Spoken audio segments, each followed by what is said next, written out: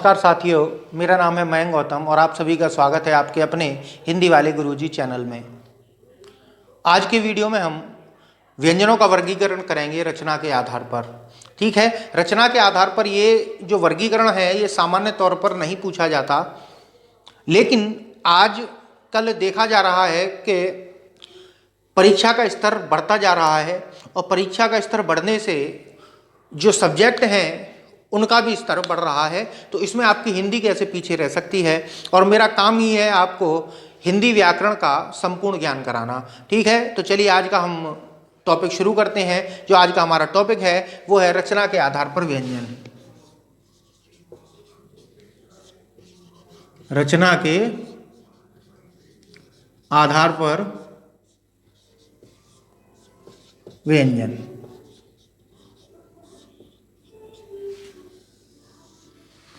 ठीक है, रचना के आधार पर यदि व्यंजनों के वर्गीकरण की बात करी जाए तो व्यंजन ये तीन प्रकार के होते हैं।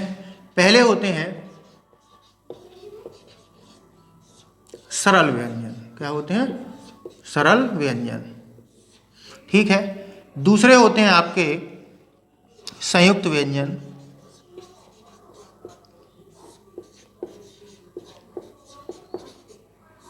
और तीसरे होते हैं आपके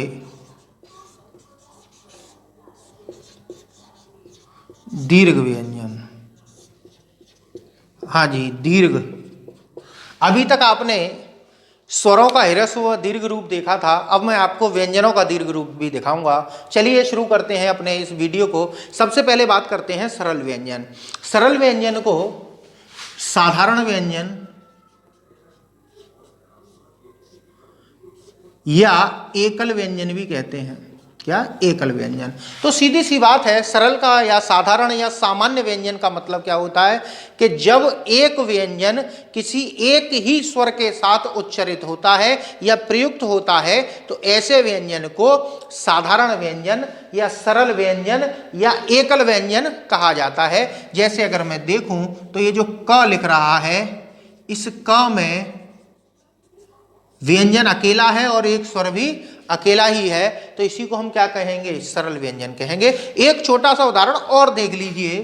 अगर मैं यही लिख दूं खी, क्या लिख दूं? खी। तो खी की भी अगर बात करी जाए तो खा और ई से मिलकर बना है, तो इसको भी हम क्या कहेंगे? सरल व्यंजन कहेंगे। तो सीधी सी बात है कि सरल व्यंजन क्या होते हैं कि जब एक अकेला व्यंजन किसी एक ही स्वर के साथ उच्चारित होता है या लिखित रूप में प्रयुक्त होता है तो ऐसे व्यंजनों को सरल व्यंजन कहते हैं। जैसे मैं अगर एक शब्द लिख दूं कमल या कमला, तो आप इसमें मुझे ये बताइए कि इसमें सरल व्यंजन कितने हैं? तो इसमें सरल व्यंजन तीन हैं, क, म और ला। तीनों के साथ ही स्वर दिए हुए हैं। तो देखिए, का को देखेंगे तो का और आ, मा को देखेंगे तो मा और आ, ला और आ। तो इसको हम क्या कहेंगे? सरल व्यंजन कहेंगे। बात समझ में आ रही है? अभी इन तीनों को, दोनों को और समझ लीजिए और अच्छी तरीके से बात आपकी समझ में आ जाएगी। तो बात समझिए आगे। अब हम बात करते हैं संयुक्त व्यंजन की। संयुक्त व्यंजन की यदि बात करी जाए तो संयुक्त शब्द का जो अर्थ होता है पहले उसको समझिए। सह धन युक्त, सह मतलब साथ में, युक्त माने रखे हुए, अर्थात जब दो व्यंजन एक साथ में जुड़कर रखे हों।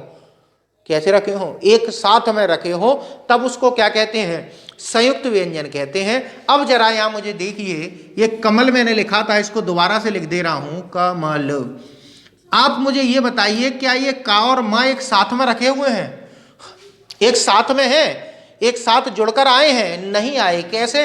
देखिए, का, आ और मा और आ। क्या ये मा और का जुड़ पा रहे हैं? नहीं जुड़ पा रहे हैं। इनके बीच में क्या आ रहा है? स्वर। अगर मैं स्वर को हटा दूं तब ये दोनों जब मिलेंगे तब क्या कहलाएंगे? संयुक्त व्यंजन कहलाएंगे। इसको और अच्छी तरीके से हम समझेंगे, वो देखिए कैसे। जैसे जब का और शा का मेल होता है तो ये क्या बन जाता है? छा बन जाता है। इसी तरीके से ता और रा का मेल होता है तो ये त्र बन जाता है। तो इनको हम क्या कहते हैं? संयुक्त व्यंजन कहते हैं। तो संयुक्त व्यंजन की परिभाषा क्या निकल कर आई कि जब दो व्यंजन एक साथ में मिल जाएं, अर्थात उनके मध्य स्वर ना हो, तो वो दोनों मिलकर क्या कहलाते हैं? संयुक्त व्यंजन कहलाते हैं। बात समझ में आ गई? तो सीधी सी बात है, संयुक्त व्यंजन का दो बातें याद रखनी है कि पहले वाला जो व्यंजन होता है वो बिना स्वर का या फिर आधा होना चाहिए, और दूसरा वाला स्वर सहित हो सकता है। हो या ना हो वो बात अलग है, वैसे अधिकतर होते ही हैं। जैसे ये स्वर सहित है और ये स्वर रहित है। अगर मैं इसके नीचे हलंत लगा दूंगा तो इसके नीचे भी हलंत लग जाएगा। अगर ये रूप भी आधा है तो ये रूप भी आधा है। तो बात समझ में आई। संयुक्त व्यंजन क्या होते हैं कि जब दो व्यंजन ध्वनियां एक स्वर के सहारे उच्चरित होती हैं, या जब दो व्यंजन एक साथ में जुड़ जाते हैं तो वो क्या कहलाते हैं? संयुक्त व्यंजन। ठीक है, बस एक ही चीज आपको याद रखनी है कि उन दोनों के बीच में स्वर नहीं होना चाहिए। ठीक है, चलिए, तो संयुक्त व्यंजन आप समझ गए। और मैं कुछ और उदाहरण भी दे देता हूं। जैसे देखिए, ये भी संयुक्त व्यंजन है, ये भी संयुक्त व्यंजन है, ये भी संयुक्त व्यंजन है। ये देखिए कैसे है कि यहाँ पर आधा का है और या है। मैंने जो बात बताई थी संयुक्त व्यंजन पहचानने की कि पहला आधा हो दूसरा पूरा हो, तो उन दोनों को मिलाकर हम क्या कहेंगे? संयुक्त व्यंजन कहेंगे। तो ये संयुक्त व्यंजन है कि नहीं है ना? तो बात समझ लीजिए। इसके अलावा भी बहुत सारे संयुक्त व्यंजनों का प्रयोग आप अपनी वर्णमाला में करते हो। अब ये क्या है? ये आधा दा और या है। क्या है? या। तो आधा दा और या जब मिलेंगे तो क्या बनता है? दिया बनता है। तो यहाँ देखिए, क्या ये नियम पूरा हो रहा है संयुक्त व्यंजन का? तो देखिए, दोनों व्यंजन दिए हैं, दोनों के बीच में क्या स्वर है? नहीं है। तो इन दोनों को संयुक्त रूप से हम क्या कहेंगे? संयुक्त व्यंजन कहेंगे। बात क्लियर हो गई? चलिए, अब हम बात कर लेते हैं। बहुत सारे हो सकते हैं। दीर्घ व्यंजन। दीर्घ व्यंजन की बात करी जाए तो पहले आप दीर्घ को समझिए और ह्रस्व को समझिए। मैंने बताया था उच्चारण में लगने वाले समय के आधार पर स्वरों का वर्गीकरण किया गया था। जिनके उच्चारण में कम समय लगता है वो ह्रस्व होते हैं, और जिनके उच्चारण में अधिक समय लगता है वो दीर्घ स्वर होते हैं। अब यहाँ स्वर तो है नहीं, व्यंजन की बात है, तो सीधी सी बात है, इसको समझ लीजिए ह्रस्व और इनको समझ लीजिए दीर्घ। अर्थात जिन व्यंजनों के उच्चारण में कम समय लगता है और जिन व्यंजनों के उच्चारण में अधिक समय लगता है वो क्या है? दीर्घ व्यंजन है। लेकिन ऐसा कैसे हो गया? बड़े छोटे तो कभी आपने पढ़े नहीं होंगे कि का बड़ा का छोटा, छोटा का बड़ा का, ऐसा तो पढ़ा नहीं है। छोटा बड़ा तो पढ़ के आए हैं, छोटी और बड़ी तो पढ़ के आए हैं, लेकिन छोटा का बड़ा का नहीं पढ़ के आए। तो आप समझिएगा, जरा थोड़ा ध्यान से समझिए, बहुत अच्छी तरीके से समझाऊंगा। वे संयुक्त व्यंजन जिसके दोनों ही व्यंजन एक जैसे हों। बात समझ में आई कि जब एक व्यंजन अपने ही रूप से मिल जाता है, या दोनों व्यंजन जब एक जैसे होते हैं, जब वो मिलते हैं तो वो व्यंजन क्या कहलाते हैं? दीर्घ व्यंजन कहलाते हैं। इन्हीं को हम द्वित्व व्यंजन भी कहते हैं। क्या कहते हैं? द्वित्व या युग्मक व्यंजन भी कहते हैं। बात समझिएगा कैसे। मैंने क्या बताया था कि ऐसे संयुक्त व्यंजन जिसके दोनों ही व्यंजन एक समान हो। यहां देखिए, दोनों व्यंजन अलग अलग हैं। भाई, संयुक्त व्यंजन में क्या हो रहा था? जब दोनों व्यंजन अलग अलग हैं तो वो क्या कहला रहे हैं? संयुक्त व्यंजन। और जब दोनों ही व्यंजन एक जैसे हों, जैसे देखिए ये, ठीक है, इसी तरीके से ये, इसी तरीके से ये क्या कहलाएंगे? आपके द्वित्व व्यंजन कहलाएंगे। यानी कि ऐसे संयुक्त व्यंजन जिसके दोनों व्यंजन कैसे हो? एक जैसे हो, वो क्या कहलाते हैं? दीर्घ व्यंजन कहलाते हैं। अब समझिए कि इनको दीर्घ व्यंजन क्यों कहा गया। द्वित्व तो आप समझ ही गए, द्वित्व अर्थात द्वितत्व, अर्थात जब दोनों ही तत्व एक जैसे हों तो वो क्या कहलाते हैं? द्वित्व कहलाते हैं। युग्मक का अर्थ होता है जोड़ा। जब दो व्यंजन या एक व्यंजन जोड़े से आए, जोड़े से का मतलब एक साथ दो बार प्रयोग होता है, तो उसको हम क्या कहते हैं? दीर्घ व्यंजन या द्वित्व व्यंजन कहते हैं। अब मैं अगर आपसे बात करूं, मैंने एक शब्द लिख दिया मदद। क्या लिख दिया? मदद। क्या इसको हम द्वित्व व्यंजन कहेंगे? उत्तर दीजिएगा आप। नहीं कहेंगे। क्यों नहीं कहेंगे? समझिएगा कि पहले इसका संयुक्त व्यंजन होना जरूरी है। संयुक्त व्यंजन का नियम क्या था कि जब दो व्यंजन मिले, या पहला व्यंजन आधा हो दूसरा पूरा हो, तब उसको संयुक्त व्यंजन कहते हैं। तो यहां क्या ये दा और दा मिल पा रहे हैं? क्या ये दा और दा मिल पा रहे हैं? नहीं मिल पा रहे ना, इनके बीच में स्वर आ रहा है। अगर ये दोनों में से ये वाला अगर आधा होता तो इसको हम द्वित्व कह सकते हैं। ठीक है, जैसे एक शब्द आपने दिल्ली प्रयोग किया, दिल्ली, मदद।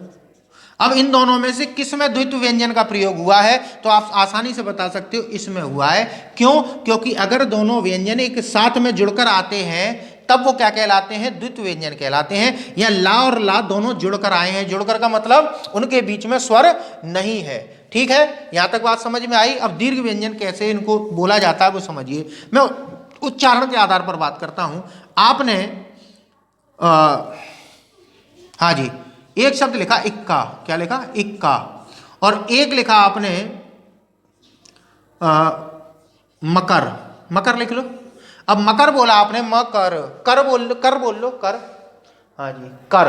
अब आपने कर बोला तो क के उच्चारण में, आप केवल क बोल लीजिए, क के उच्चारण से इस आधे का और पूरे का के उच्चारण में अधिक समय लग रहा है, अर्थात इस द्वित्व व्यंजन के उच्चारण में दूना समय लग रहा है। आप बोल के देखिए इक्का, ठीक है। इसी तरीके से आप बोलिए उच्चारण, उच्चारण। इसी तरीके से आप बोलना है आपको दिल्ली। अगर आप दिल्ली बोल रहे हो तो एक वर्ण बोल के देखिए, यहां ल, ल और या यहाँ ली ले लो, ली, और यहां पर दिल्ली।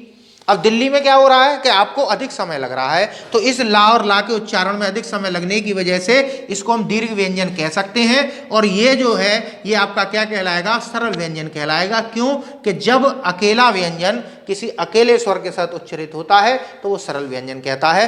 संभवतः आपको ये तीनों चीजें ही अच्छी तरीके से समझ में आई होंगी। अगर आपको समझ में नहीं आया है तो कमेंट में आप मुझे लिखकर बता सकते हैं, मैं वहां पर आपको समझाने की कोशिश करूंगा, अन्यथा किसी अगले वीडियो में इसको अच्छी तरीके से समझाने की कोशिश करूंगा। चाहे तो आप मेरे वीडियो को पीछे करके दोबारा से इस चीज को देख सकते हैं, पढ़ सकते हैं। और मैं अब हो सकता है जल्दी जल्दी आपके लिए वीडियो प्रतिदिन लेकर आऊं, ठीक है। तो चलिए आपसे मैं इजाज़त चाहता हूं, और एक बार मैं फिर आपसे कहूंगा कि मेरे वीडियो को अपने मित्रों तक पहुंचाइए, क्योंकि मैं सीधी सी बात कहता हूं कि मैं हिंदी का एक सेवक हूं और एक छोटा सा पुजारी हूं जो साधना करता हूं हिंदी की। मैं कोई हिंदी का बहुत बड़ा ज्ञाता नहीं हूं, अपने आप को मैं बहुत बड़ा ज्ञाता नहीं मानता। तो मैं ये चाहता हूं कि आप भी हिंदी को अच्छी तरीके से समझें, हिंदी व्याकरण को अच्छी तरीके से समझें और अपने मिलने वालों तक इस अलख को पहुंचाएं। तो मैं आपसे बस इतना ही कहूँगा कि आप मेरे वीडियो को देखते रहिए। चलिए मिलते हैं आपसे जल्दी ही किसी अगले वीडियो में, तब तक के लिए मैं आपसे इजाज़त चाहता हूँ। नमस्कार।